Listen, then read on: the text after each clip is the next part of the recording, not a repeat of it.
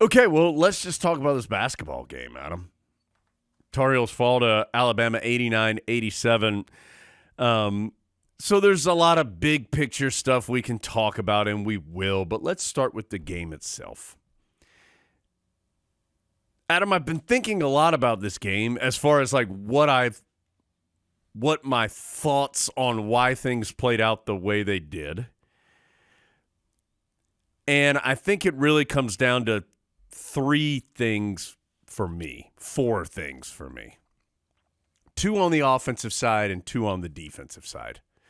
1, let's tackle offense first. I mean, RJ Davis went 4 of 20 from the floor and 0 of 9 from three-point range. By far his worst shooting day of the season. And one of his worst shooting days as a Tar Heel.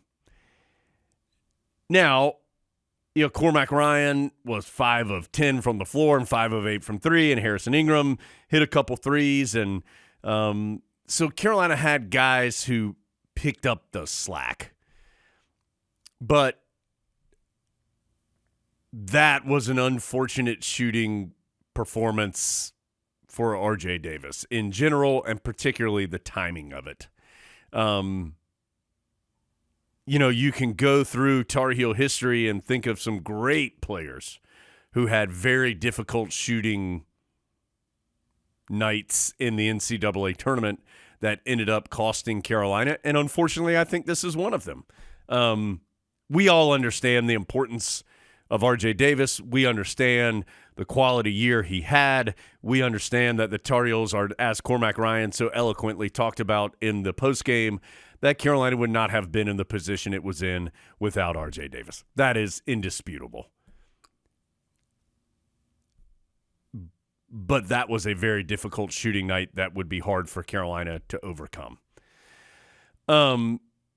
I thought the Tar Heels had a very unfortunate time and score situation late in the game where they had the ball up 1 with about a minute to go, and you just got to you have to have a good possession, and they didn't. They took a very early three-pointer in the shot clock, and that was a critical point of the game, especially considering the Heels, I believe, had scored on 4 consecutive possessions with a layup and 6 free throws, I believe, in that sequence. So they had been getting to the rim to score these on 4 straight possessions, and they took a early 3 in the shot clock. That was an unfortunate decision as things worked out. And then, Adam, on the defensive side, the Tar Heels had no answer for Grant Nelson, a guy who had scored 6 total points in the NCAA tournament. I think he scored 6 more in the game against Clemson, and he scored 24 in this game. And sometimes that happens. Guys get hot, but Carolina, and it wasn't for lack of trying, it wasn't for lack of different personnel. Tar Heels had Baycott on him. Tar Heels had Ingram on him. Tar Heels had Withers on him. And no one could stop Grant Nelson from scoring down the stretch. I believe it was 19 of the 24 came in the second half, and something like 16 of those 19 in the last 8 minutes.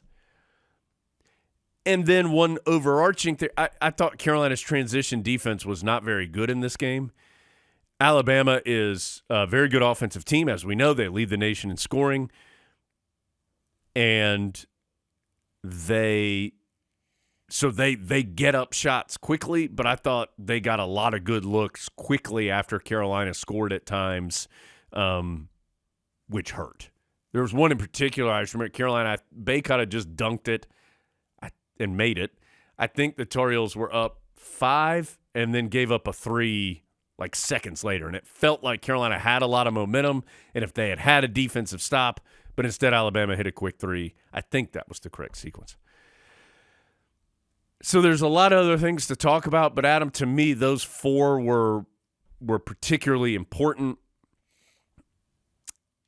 And having said all of that, you lost by 2 to a good team that has now moved on to the Final Four, and that is even more frustrating because with all of those things, Carolina was right there and led for led for 23 minutes of this game. Alabama led for 11. It's a game you left feeling like you should have won and you didn't. Yeah, I mean, listening to the things that went wrong, it sounds more like a 99-87 game rather than 89-87. What's the one thing you could count on this year? The one thing that was guaranteed to happen? R.J. Davis will make a three-pointer. He made one in every single game this year, and even further than that, going back. He didn't in this game. He didn't make a single three-pointer, and Carolina lost by 2. And, Adam, the stunning part was they were not close. These were not threes that were rattling out. These were threes that were well off the mark, which was shocking to see from someone who has been so excellent all year long. And I thought uncharacteristically RJ looked a little rattled by it. You could really see it just in kind of his mannerisms and in how outwardly frustrated he was. He was throwing his hands up. He was putting his head in his hands. And relatively early, like it wasn't in the final couple minutes, you could tell early on he didn't feel like something wasn't right. And I don't know what that something was, but I know he wasn't the only player who had something not go right on that night in that arena. So just, and even with him having such an out-of-character night, again, the Tar Heels are right there. And if they maybe take a better shot, I think the thing about taking that three was not just that it missed, but that it just sort of portrayed the idea that Carolina was panicked. And that's how it felt at that moment. But also, again, you lost by 2. You missed an absolute dead open dunk, and you missed an absolute dead open layup.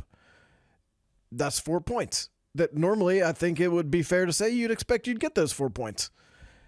Just didn't make them. And I still think that if Carolina and Alabama played 100 times, I think Carolina would win the majority of those games. It wouldn't be 90 of those games, but it would be more than 51.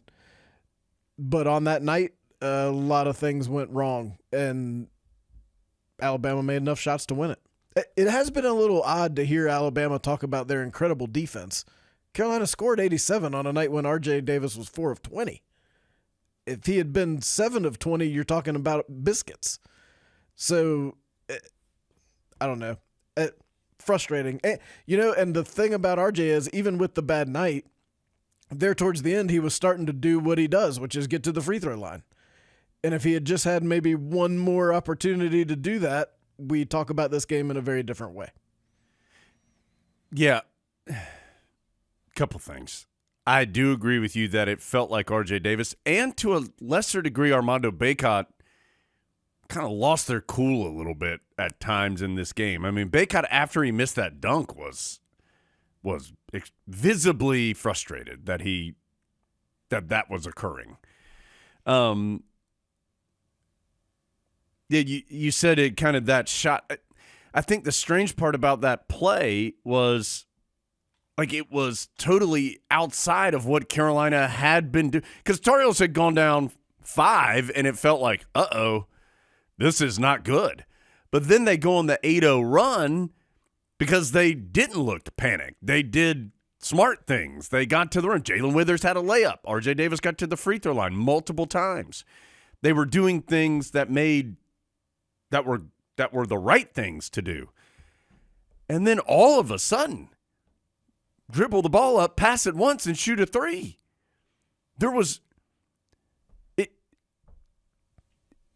It was a curious decision in time and score. Now, had it gone in, everybody'd think, man, what a gutsy shot, a big play, and that helped it. But it didn't. And so that was a tough one. Adam, you mentioned, or I mentioned, and then you talked about R.J. Davis. So Caleb Love also played in Los Angeles. He was 5 of 18 from the floor and 0 of 9 from 3. So R.J. Davis and Caleb Love combined were 9 of 38 and 0 of 18 from three-point range. These are two guys that we saw together for years. I think it's fair to say that it never quite fit together perfectly. Certainly there was the incredible run of 2022. So, high highs. But I think on a consistent basis, I think it's fair to say, just it didn't ever, neither one of them reached their full capability for whatever reason in the backcourt together.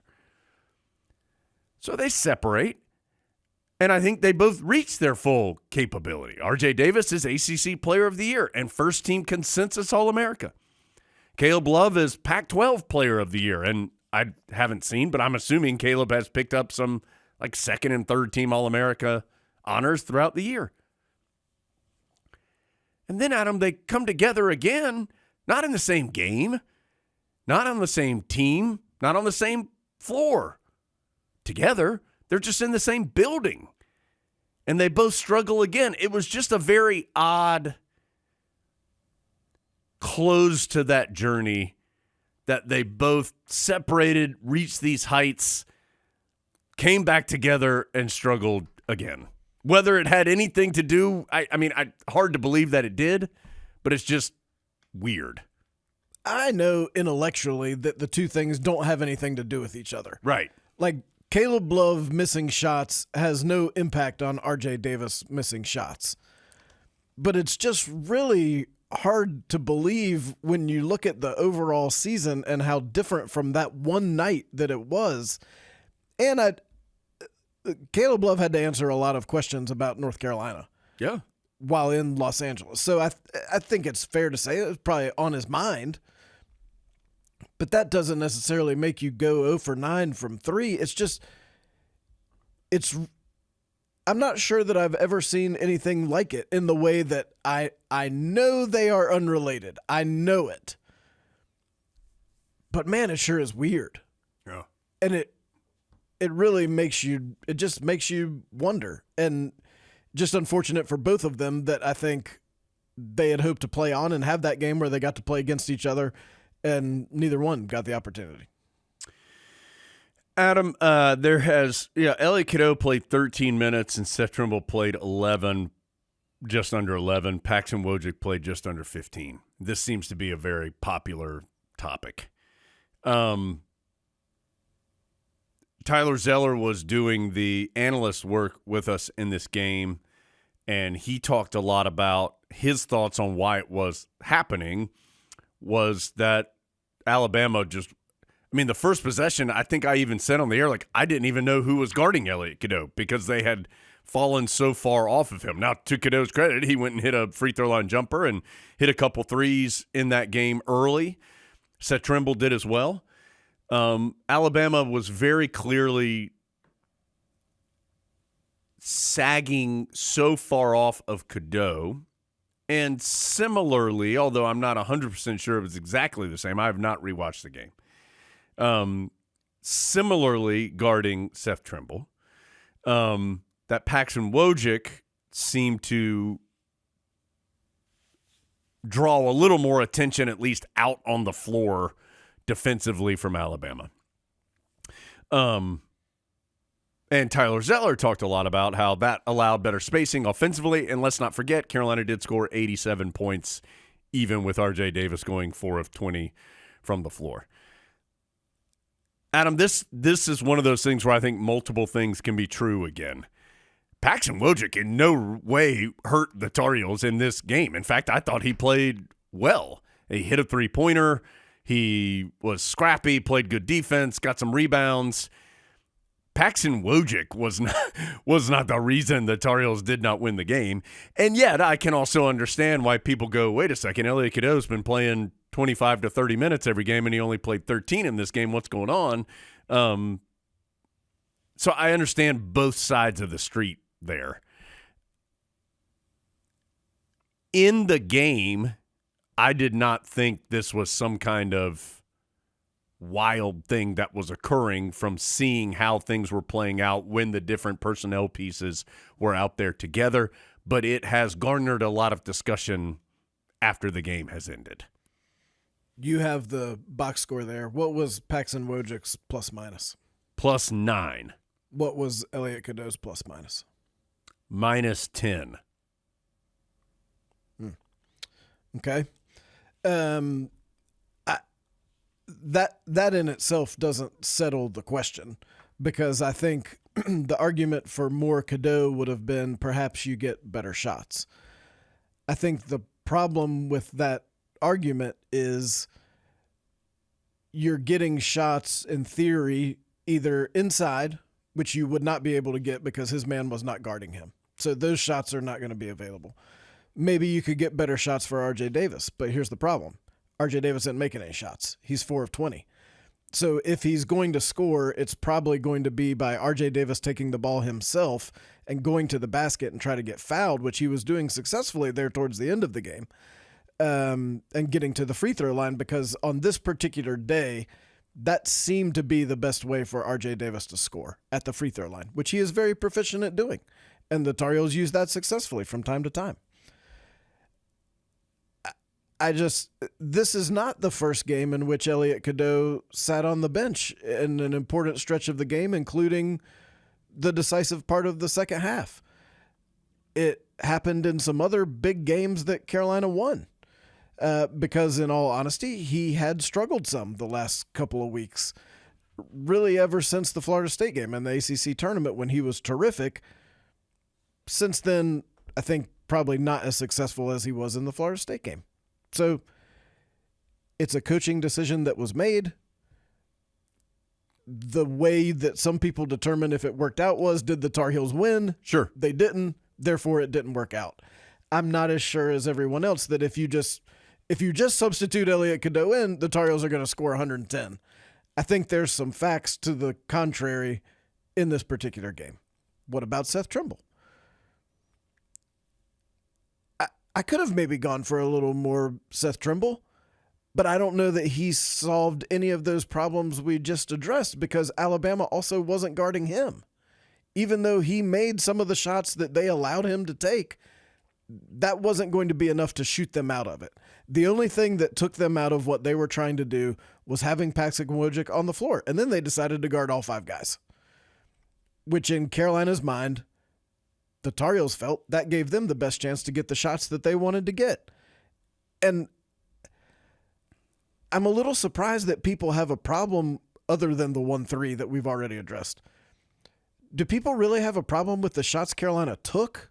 Like, I don't remember thinking, wow, they're taking some crazy shots. Some of them didn't go in. Right. Yeah, I mean, it was a horrible shooting half. I mean, of course. Third worst NCAA tournament shooting half in Carolina history. Yeah, I mean, it was the worst half of the year offensively, and as Adam just said, third worst in Carolina history in the NCAA tournament. There's no doubting that. 10 of 40 from the floor, 2 of 16 from 3 is bad. And yet, to Adam's point, I also, and again, maybe I would feel differently if I saw it again. Outside of maybe a couple, I never thought, man, what a bad shot. They just were not going in. And Adam, oddly enough, I feel like we've seen that a lot in this NCAA tournament, not just with Carolina, where all of a sudden teams just can't make anything. Good shots, challenge shots, like it. And that is one of the things about this event, as we know, is that it is one and done. So when you have this shooting half, when you have one key injury, when you have these different, when some guy that you've never heard of on the other team makes 10 3-pointers, you're out. And that's this event. We all know it. And so, yeah, to me, can we bemoan a couple of shot choices? Yes. But I don't believe this is some indictment on Carolina's like system or plan or anything like that. The shots were not going in, and that stinks. But that was what happened in that second half.